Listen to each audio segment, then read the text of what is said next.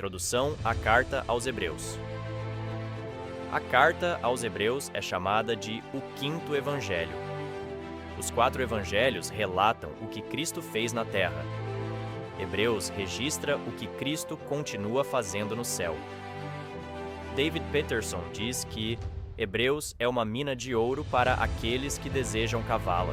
Essa epístola apresenta com eloquência incomparável a superioridade de Cristo em relação aos profetas, aos anjos, a Moisés, a Josué e a Arão. O sacrifício que Cristo ofereceu foi melhor do que o sacrifício que os sacerdotes apresentaram. A aliança que ele firmou é superior à antiga aliança. Jesus é um sacerdote superior aos sacerdotes levíticos. Aqueles eram homens imperfeitos, que ofereciam sacrifícios imperfeitos, realizados por sacerdotes imperfeitos. Jesus é o sacerdote perfeito, que ofereceu a si mesmo um sacrifício perfeito, para aperfeiçoar homens imperfeitos. Segundo Craig Keener, diz que Cristo é superior aos anjos, conforme registra Hebreus, capítulo 1 e versículos 1 a 14. Ele é superior a Moisés e à terra prometida. Como sacerdote, segundo a ordem de Melquisedeque, ele é maior que o sacerdócio do Antigo Testamento, porque está ligado a uma nova aliança e ao culto do templo celestial. Já no pensamento de Thomas Watson, ele diz que Jesus Cristo é a soma e a essência do Evangelho. Ele é a maravilha dos anjos, a felicidade e o triunfo dos santos.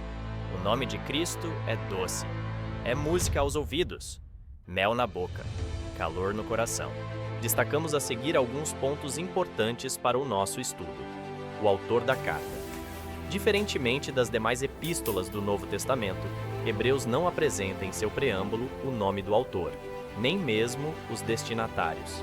Alguns estudiosos são inclinados a crer que essa carta foi escrita por Paulo.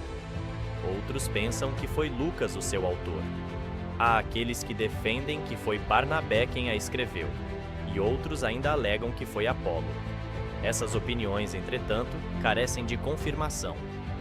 Orígenes, ilustre pai da Igreja, chegou a dizer que só Deus conhece quem foi o autor de Hebreus.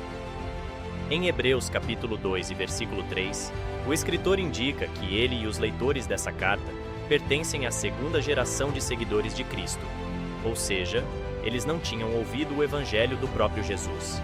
Segundo Kistemaker, com razão, escreve: esse fato exclui a possibilidade da autoria apostólica de Hebreus, porque o autor afirma que ele e seus leitores tinham de confiar nos relatos dos seguidores diretos de Jesus.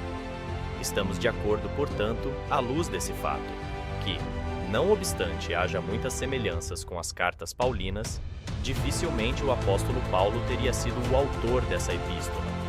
Até porque, em todas as epístolas do veterano apóstolo, ele se identificou como remetente e apontou seus destinatários. Destacamos a seguir os destinatários dessa carta. Embora não haja de forma explícita na carta o nome dos destinatários, podemos concluir, à luz de um exame mais detido da epístola, que essa missiva foi enviada a crentes judeus, que, sob perseguição, estavam sendo tentados a voltar para o judaísmo.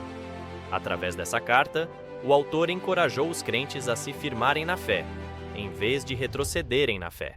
Exortou-os a considerar a obra de Cristo como consumação de todos os sacrifícios realizados na antiga aliança. Deixou claro que o judaísmo desembocava no cristianismo e que este era o cumprimento daquele. Essa carta combina doutrina com exortação, exposição com advertência, ensino com admoestação.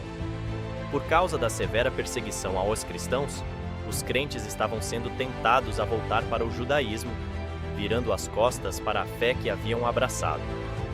É para essa igreja que o autor endereça sua carta. Passaremos agora a falar acerca da data em que a carta foi escrita.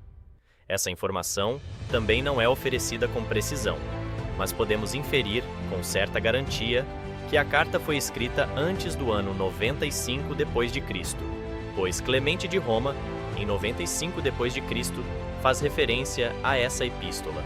Também podemos imaginar que ela foi escrita antes da destruição de Jerusalém, no ano 70 d.C., pelo general Tito, pois não há nenhuma menção desse episódio tão dramático e que provocou efeitos tão devastadores, mormente para os judeus. Segundo o teólogo e pastor Augustus Nicodemos, tem ao que é razoável a razão ao dizer que essa carta foi escrita, provavelmente, em meados da década de 60, pouco antes da destruição do Templo de Jerusalém, porque aqui o autor faz menção das coisas do templo e dos sacrifícios, como se o templo e os sacrifícios ainda estivessem em vigor e funcionando.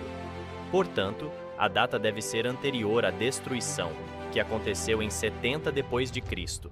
Visto que Timóteo havia sido libertado recentemente da prisão, conforme está descrito no capítulo 3 e versículo 23, e, ao que tudo indica, a obra foi escrita na Itália, de acordo com o que lemos no capítulo 13 e versículo 24, podemos supor que Timóteo foi aprisionado durante a perseguição de Nero. Essa perseguição foi desencadeada em julho de 64 d.C., quando os crentes foram acusados de serem os responsáveis pelo incêndio de Roma. Analisemos agora os principais pontos da epístola. O propósito do autor ao escrever essa epístola foi despertar nos leitores o desejo de ficarem firmes no cristianismo, em vez de voltar para o judaísmo, por ter como objetivo precípuo mostrar que o Novo Testamento é o cumprimento do Antigo Testamento. Hebreus é o livro do Novo Testamento que mais cita o Antigo Testamento. Segundo David Peterson, ele diz que Hebreus parece ser um dos livros mais difíceis de ser entendido do Novo Testamento e um dos mais difíceis de ser aplicado no mundo moderno. Por outro lado, é o livro mais importante para entender o efeito pedagógico dos rituais do Antigo Testamento como preparação para o sacrifício perfeito de Cristo.